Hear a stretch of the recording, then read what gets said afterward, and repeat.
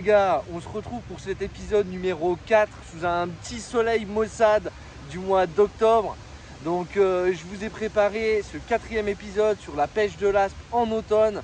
Vous avez été nombreux à me poser des questions sur Instagram. Encore une fois, cette vidéo elle s'inscrit dans le but de pouvoir répondre à vos questions. Donc si tu veux en apprendre plus, encore une fois, reste sur la vidéo. Allez, c'est parti, let's go!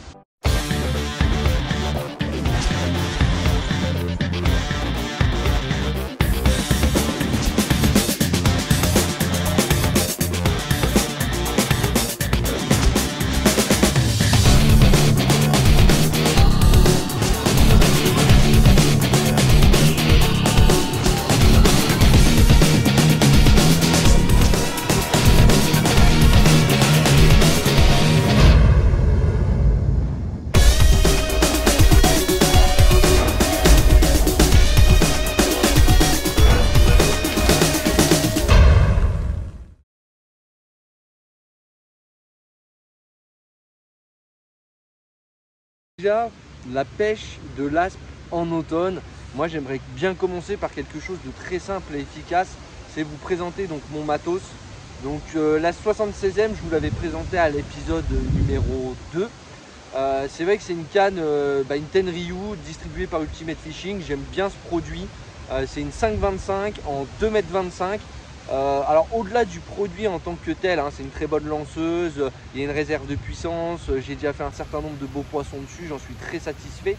Mais je veux dire aussi, j'aime bien la longueur de la canne, donc qui va faire 2,25 m, qui va me permettre justement de pouvoir atteindre des zones assez lointaines en fait au final. Je vais rechercher les strike zones. Donc les strike zones, c'est littéralement en fait la zone où je vais me prendre une touche, où le poisson vraiment est en activité et là où je vais enchaîner, parce que moi mon objectif de toute façon, je ne vais pas m'en cacher, c'est de vraiment faire du poisson en quantité et en qualité aussi par la suite, mais surtout en quantité de base.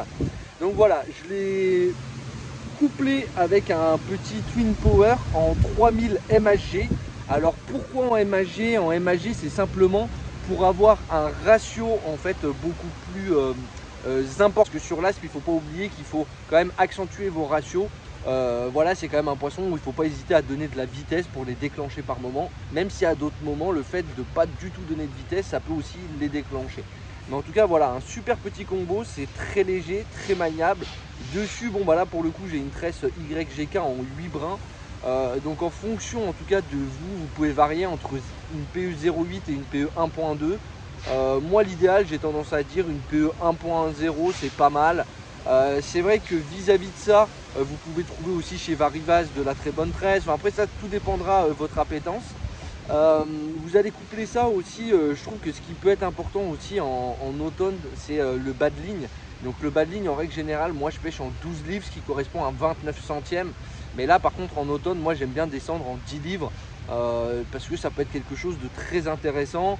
Et niveau discrétion, c'est vrai qu'au début de l'automne, vous allez avoir des eaux qui vont rester relativement chargées. À la fin de l'automne, ou en tout cas au milieu de l'automne, tout dépend des années, vous allez avoir le plancton qui va mourir, donc vous allez avoir des eaux qui vont s'éclaircir. Et je pense que si vous voulez faire du poisson, ça peut qu'augmenter vos chances, surtout si vous avez des zones qui sont pas encombrées. Ça sert à rien de faire un montage de bouchée, voilà. En automne, c'est vrai que ce qui est très intéressant, c'est que finalement il y a un changement de temps, il y a vraiment une transition, même au niveau du bait fish. Donc vis-à-vis du changement de temps, c'est vrai que les températures d'été, ça va vraiment casser.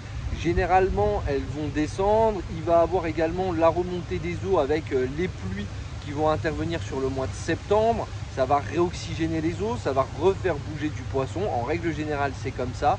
C'est vrai que là, sur septembre 2024, on n'aura pas eu un mois forcément très dingue, avec d'un côté la baisse des températures, de l'autre côté la remontée des températures, ce qui a été pas évident à gérer pour nous pêcheurs. C'est vrai qu'en automne, là aussi où il y a quelque chose que je vais mettre en corrélation avec ça, c'est aussi la thermocline. Donc la thermocline, c'est vraiment littéralement la zone dans laquelle le poisson se sent le mieux en termes de température, d'oxygénation. Et là, elle peut avoir vraiment une incidence liée à la température, elle va varier. Donc ça peut être vraiment pour les pêcheurs qui le cherchent vraiment en rivière. Ça peut être vraiment un casse-tête. Et puis c'est vrai qu'en plus, l'apport des pluies en septembre-octobre voire même en novembre, en fonction de comment elles vont être, vous pouvez avoir très rapidement une crue qui va complètement casser vos pêches, voire même décaler complètement les poissons pendant quelques jours. Donc ça c'est ce qui peut être un peu frustrant dans les périodes automnales. Mais c'est vrai que ce qui est intéressant dans les périodes automnales, moi je vous conseille en tout cas de multiplier votre prospection, c'est-à-dire que si vous avez la chance d'avoir plusieurs spots à proximité, moi je vous conseille de faire aller, on va dire, entre une demi-heure et 45 minutes à peu près sur une zone, de vous faire confiance sur vos leurres, sur votre approche. Et là c'est vrai que si vous avez confiance, même si vous n'avez pas fait de touche dans les 30-45 minutes, voire même une heure si vous voulez, en fait vous avez quasiment la certitude que soit c'était pas du tout de leurre adapté, soit à un moment donné, comme je dis, vous vous faites confiance et vous vous dites qu'en fait le poisson en réalité, comment dire, il n'y avait pas de poisson actif. Et moi j'ai pu le constater là, notamment sur septembre-octobre, que c'est vrai qu'à chaque fois que j'ai eu cette stratégie de dire allez, je fais une demi-heure, 45 minutes sur un spot, je me fais confiance, je prends les leurres nécessaires, je pars pas avec un matériel de dingue, ça m'a toujours servi. D'ailleurs au passage, ce qui est peut-être très important aussi, c'est de vous montrer, j'ai une sacoche Megabass, bon elle est ouverte, hein, mais grosso modo je vous la montre. Petite sacoche Megabass, ça aussi c'est un produit qui est très léger, qui me permet justement de mettre une boîte Megabass, enfin une boîte Méo dedans, où là vraiment j'ai le strict nécessaire et le strict minimum, parce que moi pendant cette période là, je sais que je peux marcher, qu'il peut avoir une prospection quand même qui soit assez longue. Donc voilà, moi j'aime bien partir léger. Par la même occasion aussi, en épuisette, j'ai la Fox, la Street Fighter en 2,40. Alors de base, c'est un produit destiné en street fishing. Mais moi, ce que j'aime bien, c'est qu'elle a quand même des mailles relativement grosses, une tête d'épuisette qui est flottante, une grosse tête d'épuisette aussi qui me permet justement de rentrer les gros poissons et de ne pas les perdre. Et puis aussi un manche de 2,40, ce qui fait que si un jour, je sais pas, j'ai un peu de hauteur, je suis sur un quai, je suis sur une descente de cailloux et je peux pas forcément accéder parce que l'eau a baissé, c'est vrai que je vais pallier à toutes ces situations là. Donc voilà, moi je pense que c'est une période qu'il faut surtout pas négliger quand on est pêcheur à l'aspe, vraiment pas. C'est vrai que ça a tendance à se rafraîchir, que des fois les pêches au leurre de surface ça peut se calmer un peu, qu'il y a un peu plus de pluie, les temps sont moins intéressants, donc on peut être vite démotivé et se dire ah bah non c'est bon, j'y vais pas. Sauf que c'est dommage parce qu'en fait c'est quand même ce moment où les aspes, il y a un changement en fait, comme je vous disais dans le bait fish, c'est-à-dire que de juin jusqu'à septembre on va voir apparaître beaucoup d'alevins qui vont faire on va dire entre 3 et 6-7 cm grosso modo. Donc les aspes vont être focalisés là-dessus. On peut le voir quand on pique quelques poissons, ils dégueulent littéralement les petits alevins dans nos mains ou dans nos épuisettes. Donc on peut voir à quel point ils sont focalisés là-dessus. Donc c'est là où c'est compliqué, même si on essaye de se dégager, de sortir quelque chose qui justement va soit matcher, soit justement contraster complet avec ce qu'ils peuvent trouver. C'est quand même vraiment pas évident à les déclencher. Alors que là, c'est vrai qu'à partir de mi-septembre, début octobre, là, on va pouvoir retrouver des ablettes, vraiment des belles ablettes de à peu près, on va dire, entre 13 et 18-20 cm. Que là, quand vous les harponnez, des fois, ça peut faire même des petits harengs, c'est assez sympa. Et là, vous savez que déjà, ils sont sur des tailles beaucoup plus grandes. Donc là, par exemple, un exemple bête, mais vous pouvez utiliser un Jackson en 80. C'est vrai que ça pourra déjà faire une belle taille d'ablette, ne pas hésiter. Comme à l'inverse, si vous avez envie d'essayer, vous pouvez essayer un 110, un 95, des tailles beaucoup plus conséquentes qui ne leur feront pas peur normalement à cette époque-là. Ensuite, il ne faut pas oublier que en fonction des zones que vous allez pêcher, c'est vrai qu'en automne, on a souvent tendance à penser que les pêches en top water c'est totalement terminé, alors que non, pas du tout. Vous pouvez trouver des zones où justement les poissons vont monter à la surface. Donc pour vous donner un exemple parmi tant de leurres qui existent sur le marché, ça peut être un petit Pachenko en 85 si je dis pas de bêtises. Donc ça c'est ne pas hésiter à avoir quelques leurres de surface et à mettre un coup pour essayer. Et puis après c'est vrai que durant cette période là, vu que généralement les débits sont un petit peu plus élevés, que les températures baissent, les poissons ont tendance à baisser dans la colonne d'eau. Donc c'est vrai que tout naturellement on va se concentrer sur des pêches avec ce qu'on va appeler de la ferraille.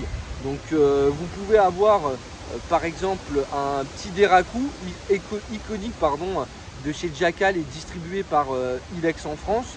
Donc après ça c'est vraiment quelque chose où vous pouvez les prendre en 14, 21 grammes je crois.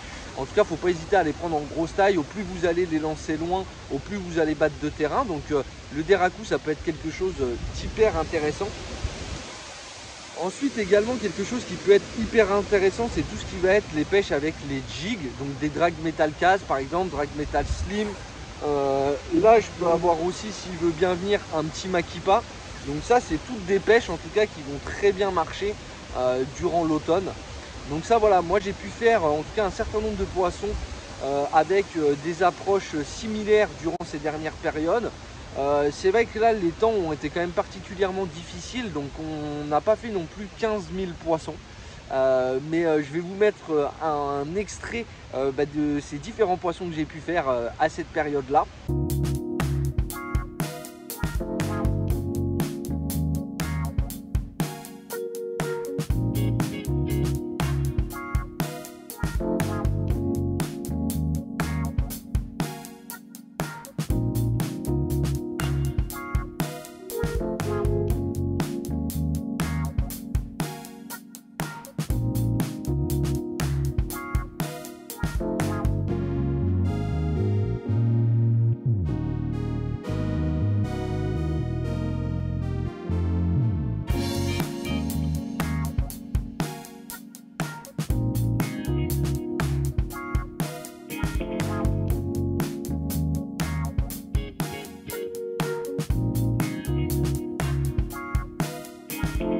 Voilà, j'espère que ça vous a plu, ces quelques images de poissons capturés directement dans les mois automnales. Voilà, moi maintenant c'est la fin de cet épisode. J'espère que j'aurai pu répondre à un certain nombre de vos questions, que j'aurais pu vous donner un certain nombre de pistes de raisonnement pour justement que vous puissiez aller au bord de l'eau, tester. Pour certains faire des poissons un peu plus gros, pour d'autres carrément tester vos premiers aspes. Donc voilà, j'espère que comment dire, vous avez vraiment appris quelque chose, c'est hyper important pour moi en tout cas. Donc voilà, je vous dis à la prochaine les gars, prenez soin de vous et au plaisir. Allez, bye les gars, ciao.